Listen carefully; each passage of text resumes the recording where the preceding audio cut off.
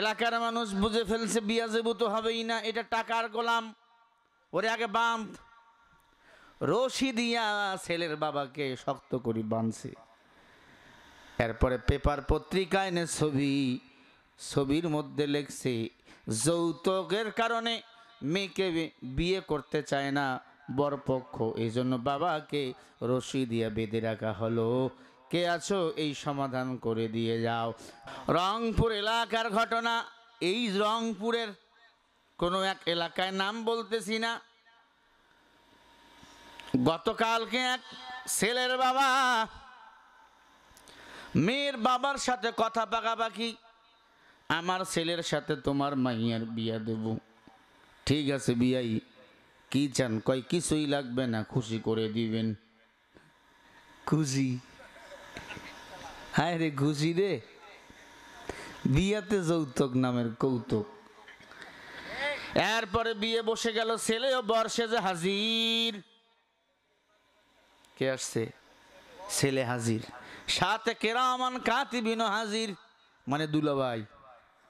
হ্যাঁ না, দুই দিকে দুইজন।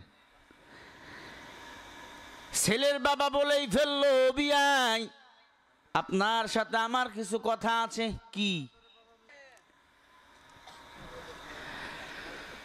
আপনারা রংপুরের মানুষ বিচক্ষণ, অল্পতেই বেশি বোঝেন। ঢাকায় রিক্সা চালায় অনেক রংপুরিয়া, 10 টাকার ভাড়া 20 টাকা মাঝে মাঝে চায়, কম দিলেই কোনো কথা নেই, নাকে উষ্টা মারে।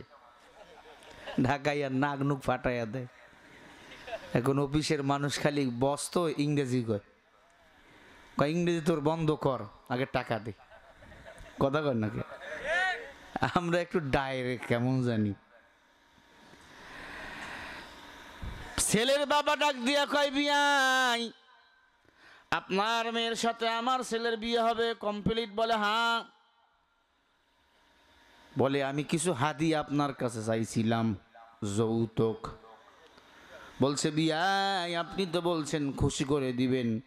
কয় হ্যাঁ আমি তো বলছি খুশি করে নেব, আমাকে খুশি করে 3 লক্ষ টাকা এখন দেওয়া লাগবে, তা না হলে ওই মেয়ের সাথে আমার ছেলের বিয়ে হবে না। গরিব মানুষটা কান্না করা শুরু করে দিল। আপনি 3 লক্ষ টাকা চান, আগেই যদি বলতেন আমার সাধ্য নাই, আমি আমার মেয়েকে কনের সাজা সাজাইতাম না। এখন যদি আমি 3 লক্ষ টাকা দিতে না পারি, আপনার ছেলে কি আমার মেয়েকে বিয়ে করবে না? কয় না, হবে না, ছেলে নিয়ে আমি চলে যাব। গরিব কানতে কানতে এলাকার মুরব্বী 10-20কে ডাক দিয়েছে। এলাকার মানুষ খেপা, কারণ যৌতুক যারা নেয়, যারা খায়, যারা দেয়, উভয় সমান অপরাধী। এলাকার মানুষ বুঝে ফেলছে বিয়া যাবো তো হবেই না, এটা টাকার গোলাম, ওরে আগে বাঁধ।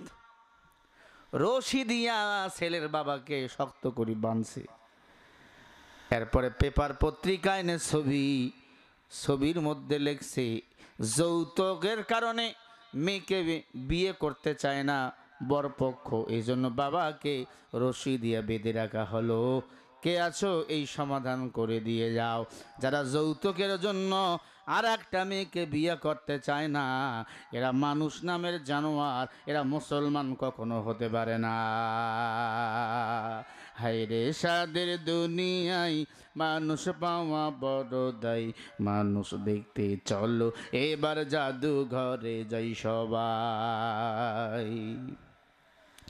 রাস্তাঘাটে যায় না চলা এই মানুষের ভিড়ে, এই মানুষের ভিড়ে কেহ অন্যের পকেট মারে, ভাইরে অন্যের পকেট মারে। আসে না নাই? তোমরা তাকেও যদি মানুষ বলো, আমার বলার কিছু নাই। হায়রে সাদের দুনিয়ায় মানুষ পাওয়া বড় দায়, মানুষ দেখতে চলো এবার জাদু ঘরে যাই সবাই। চেহারাটাও দেখতে ভালো, পোশাকটাও চমৎকার, অন্তরে তার কাদা ভরা, দিলটা বড় কদাকার, দিলটা বড় কদাকার। এই মানুষের ভিড়ে আজ আসল মানুষ নাই রে নাই। হায়রে সাদের দুনিয়ায় মানুষ পাওয়া বড় দায়, মানুষ দেখতে চলো এবার জাদুঘরে যাই সবাই। ঠিক না ভাই, ঠিক বলেন? পশুর পেটে জন্মে পশু, মানুষের পেটে হয় মানুষ। আল্লাহ জানে কুন্ডা পেটে জন্মেছিল যশ বুঝ, জন্মেছিল যশ বুঝ। কত মানুষে রক্ত খাইল, কত মানুষে রক্ত খাইল, রক্ত নেশা গেল না। হায়রে সাদের দুনিয়ায় মানুষ পাওয়া বড় দায়, মানুষ দেখতে চলো এবার জাদুঘরে যাই সবাই। এ আল্লাহর বান্দা, এই জাদুঘর কোথায়? আমেরিকায় না, মিশরে না, এই জাদুঘর হলো কোরআন হাদিসের মাদ্রাসা। মাদ্রাসায় যারা পড়ে হাফেজ হয়েছে, আলেম হয়েছে, কয়জন বিয়ের সময় যৌতুক নিয়েছেন বলেন? দেখাইতে পারবেন না, কারণ রিজিকের মালিক হলেন আমার আল্লাহ। আল্লাহু খায়রুর রাযিকিন। কে খাওয়ায় বলেন না? কে খাওয়ায়? আমরা বিয়ে করে নিয়ে আসব, বিয়ের প্রথম দিন স্ত্রীকে মোহরানা দেব। যারা বিয়ে করে নিয়ে আসে আবার বিয়ের প্রথম দিন মোহরানা দিয়ে দেয়, এরাই পুরুষ। আর যারা শ্বশুর বাড়ি থেকে যৌতুকের টাকা নেয়, এরা সব হলো কাপুরুষ।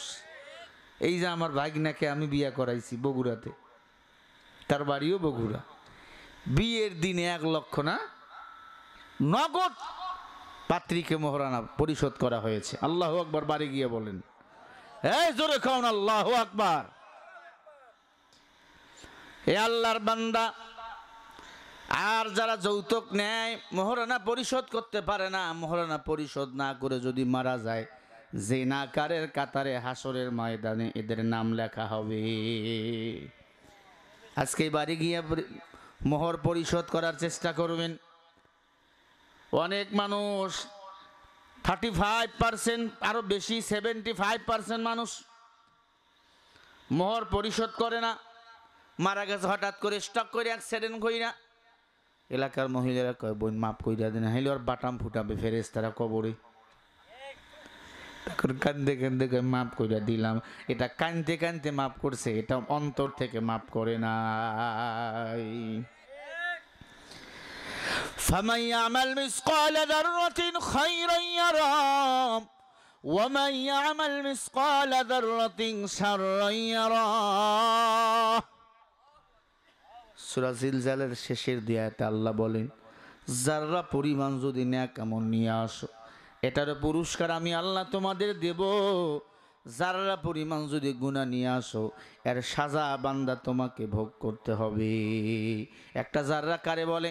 বলে একটা সরিষা ৭৪ ভাগ করলে 1 জাররা হয়। এই রংপুরের মানুষ, এই ফতেপুরের মানুষ, বলো আপনার আমার গুনাহ আছে না নাই? তাহলে কান্না করে তওবা করো আর বলো, আল্লাহ আমি আর গুনাহ করব না, তুমি আমাকে মাফ করে দাও। আল্লাহর কাছে তওবা করো, তওবাকারী বান্দাকে পছন্দ করেন আমার আল্লাহ। আর যদি গুনাহ নিয়ে কবরে যান, হাসরের ময়দানে জাহান্নামের ঘোষণা হয়ে যাবে। অকুল্লুহুম আতিহি ইয়াউমাল কিয়ামাতি ফারদা। সূরা মারিয়াম 95 নম্বর আয়াত। হাসরের ময়দানে সব মানুষের হিসাব হবে একা একা, একা একা হিসাব হবে। আওয়ামী লীগ, বিএনপি, জাতীয় পার্টি, জাসদ মাসদ, আল্লাহ কাউকে ওই দিন চিনবে না। আল্লাহ চিনবে, ফাদখুলি ফি ইবাদি ওয়াদখুলি জান্নাতি। আল্লাহ চিনবে নেক আমল। প্রাণের যুবকেরা, ও যুবতী বোনেরা আমার, গুনাহ ছেড়ে দাও। তুমি আমি ঘরের দরজা বন্ধ করে গুনাহ করি, মনে করছো কেউ দেখে না। 2 কান্দে 2 জন ফেরেশতা আছে না নাই? আমার আল্লাহ দেখেন কি দেখেন না? আলিমুল গায়বি ওয়াস শাহাদাতি হুয়ার রাহমানুর রহিম।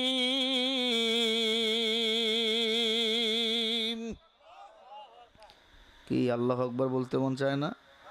জোরে বলেন আল্লাহু আকবার। সূরা হাসরের মধ্যে আল্লাহ বলেন, গাইবের মালিক কেউ না, গাইবের মালিক হলাম আমি আল্লাহ। কোন পীরের বাপের 14 গোষ্ঠীর ক্ষমতা নাই গায়েবের খবর রাখেন।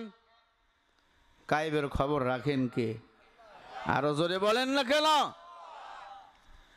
নবী বলেন, আমিও গায়েব জানি না, গায়েবের খবর রাখেন আমার আল্লাহ। আবু জেহেল আমার নবীকে পরাজয় করার জন্য হাতের মধ্যে কয়েকটা পাথর নিয়ে কয়, ভাতিজা ও ভাতিজা বল আমার হাতের মুষ্টির ভিতর কি আছে।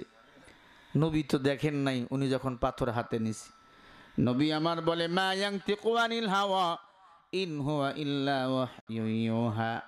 হ্যাঁ চাচা, আমি গায়েবের মালিক না, আমি তো বলতে পারবো না আপনার হাতের মুষ্টির ভিতর কি আছে।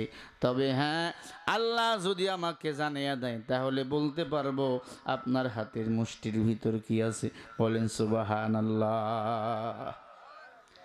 বলে, ভাতিজা যদি বলতে পারো তাহলে আমি বুঝবো তুই নবী, আর যদি বলতে না পারো হাতের মুষ্টির ভিতর কি আছে, তাহলে তোমাকে বাপ দাদার 14 গোষ্ঠীর ধর্ম তোমাকে আবার মেনে নিতে হবে। আবু জেহেল, আবু লাহাব, উতবা, সাইবা ভালো করে জানে আমার নবীর ইসলামও সত্য, আমার নবীও সত্য, আমার আল্লাহও একজন। বলেন না মারহাবা। আল্লাহ কয়জন? আল্লাহু লা ইলাহা ইল্লা হুয়াল হাইয়ুল কাইয়্যুম।